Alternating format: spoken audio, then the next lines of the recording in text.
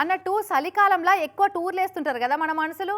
మరి మనుషులను ఫాలో అవుతున్నాయో ఏమో కానీ అడవి జీవులన్నీ వరుసంట విలేజ్ టూర్లు సిటీ టూర్లు వేస్తున్నాయి నడమ. ఇక గట్నే ఒంగోలు పట్టణంలో డెవలప్మెంట్ ఎట్లుందో చూద్దామని బైపాస్ మీదంగా టూర్ వేసి బై మిస్టేక్లో ఒక బండిని గుద్ది భార్యాభర్తలను కింద పడేసిందట ఒక జింక. అటంకా ఏమైందో మరి.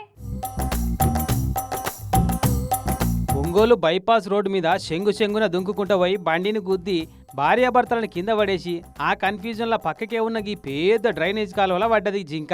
ఇక అందులోకి బయటికి రాలేక లోపల ఉండలేక నానా తిప్పలు పడుతుంటే తొవ్వంట పోయేటోళ్ళు దాన్ని బయటికి తీసి కాపాడదామని తనలాడిరు జరిసేపు.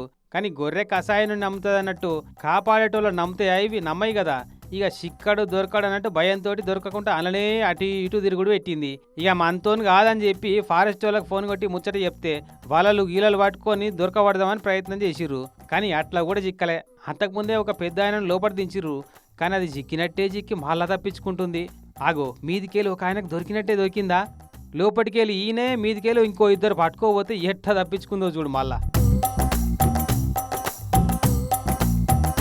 నీ జింక సల్లగుండా నేను కాపాడదామనుకుంటుర్రే వాళ్ళంతా.